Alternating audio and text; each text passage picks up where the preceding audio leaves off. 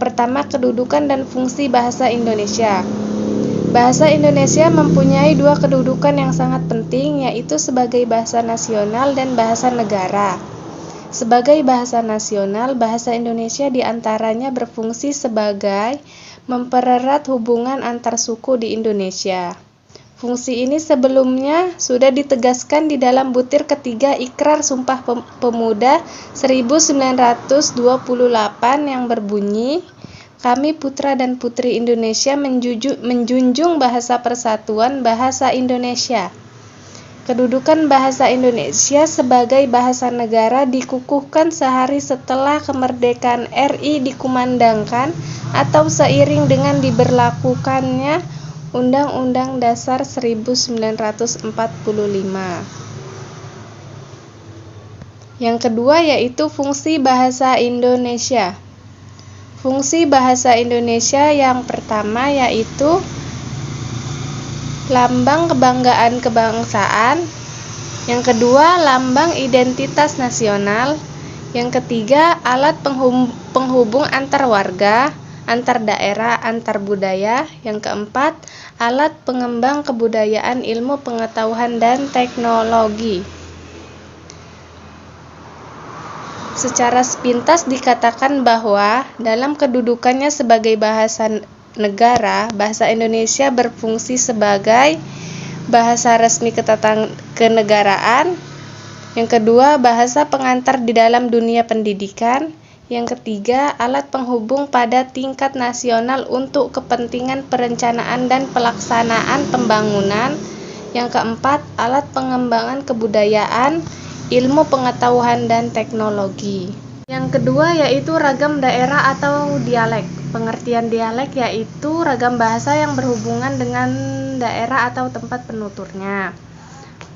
Ragam dialek itu dibedakan menjadi 4, yaitu dialek regional, dialek sosial, dialek temporal, dan idiolek. Selanjutnya yaitu ragam bahasa lisan dan ragam bahasa tulisan. Ragam bahasa lisan adalah suatu ragam bahasa yang dihasilkan oleh alat ucap. Dalam bahasa lisan ini kita harus memperhatikan beberapa hal seperti tata bahasa. Contoh ragam lisan. Yang pertama, ragam bahasa cakapan, ragam bahasa pidato, ragam bahasa kuliah, ragam bahasa punggung. Ciri-cirinya yaitu memerlukan kehadiran orang lain, unsur gramatikal, tidak dinyatakan secara lengkap, terikat ruang dan waktu, dipengaruhi oleh tinggi rendahnya suara. Nah, selanjutnya ragam bahasa tulisan. Ragam bahasa tulisan adalah bahasa yang dihasilkan dengan memanfaatkan tulisan dengan huruf sebagai unsur dasarnya. Dalam ragam bahasa tulis, kita harus memperhatikan beberapa hal seperti tata cara penulisan, ejaan, pemilihan kosakata, pemilihan unsur tata bahasa, seperti bentuk kata, susunan kalimat, pilihan kata, kebenaran, penggunaan ejaan, dan juga penggunaan tanda baca dalam mengungkapkan ide kita. Contoh ragam tulis. Yang pertama, ragam bahasa teknis. Yang kedua, ragam bahasa undang-undang. Yang ketiga, ragam bahasa catatan. Yang keempat, ragam bahasa surat. Ciri-cirinya yaitu tidak memerlukan kehadiran orang lain, adanya unsur gramatikal. Yang ketiga, tidak terikat oleh ruang dan waktu. Yang keempat, dipengaruhi oleh tanda baca atau ejaan.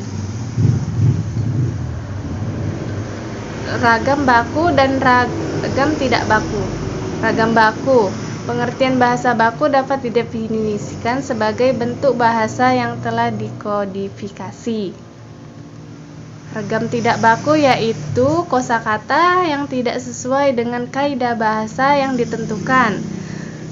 Kata tidak baku lazim digunakan dalam percakapan sehari-hari atau dalam tulisan yang bersifat tidak resmi seperti dalam pesan singkat. Bahasa non-baku adalah ragam bahasa yang berkode bahasa yang berbeda dengan kode bahasa dalam bahasa baku. Yang E, ragam baku tulis dan ragam baku lisan. Ragam baku tulis adalah ragam yang dipakai dengan resmi dalam buku-buku pelajaran atau buku-buku ilmiah. Ragam baku tulis dapat mengacu pada buku pedoman umum ejaan bahasa Indonesia yang disempurnakan, pedoman umum pembentukan istilah, dan kamus besar bahasa Indonesia. Ragam baku lisan belum memiliki pedoman seperti ragam baku tulis. Hal ini terjadi karena sulitnya mencari lafal yang standar bagi penutur bahasa Indonesia yang majemuk ini.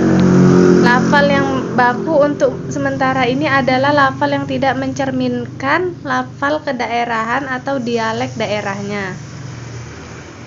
Yang F, ragam bahasa sosial dan ragam fungsional. Ragam sosial yaitu ragam bahasa yang sebagian norma dan kaidahnya didasarkan atas kesepakatan bersama dalam lingkungan sosial yang lebih kecil dalam masyarakat. Misalnya, ragam bahasa yang digunakan dalam keluarga atau persahabatan dua orang yang akrab dapat merupakan ragam sosial. Ragam fungsional adalah ragam bahasa yang dikaitkan dengan profesi lembaga, lingkungan kerja, atau kegiatan tertentu lainnya. Ragam fungsional juga dikaitkan dengan keresmian keadaan penggunaannya. Selanjutnya, bahasa Indonesia yang baik dan benar. Bahasa Indonesia yang baik adalah bahasa Indonesia yang digunakan sesuai dengan norma kemasyarakatan yang berlaku. Misalnya, dalam situasi santai dan akrab seperti di warung kopi, di pasar, di tempat arisan, dan di lapangan sepak bola, hendaklah digunakan bahasa Indonesia yang santai dan akrab yang tidak terlalu terikat oleh patokan. Bahasa yang benar. Bahasa yang benar adalah bahasa Indonesia yang digunakan sesuai dengan aturan atau kaidah bahasa Indonesia yang berlaku. Bahasa yang baik dan benar adalah bahasa Indonesia yang digunakan sesuai dengan norma kemasyarakatan yang berlaku dan sesuai dengan kaidah-kaidah bahasa Indonesia. Nah, itu dia presentasi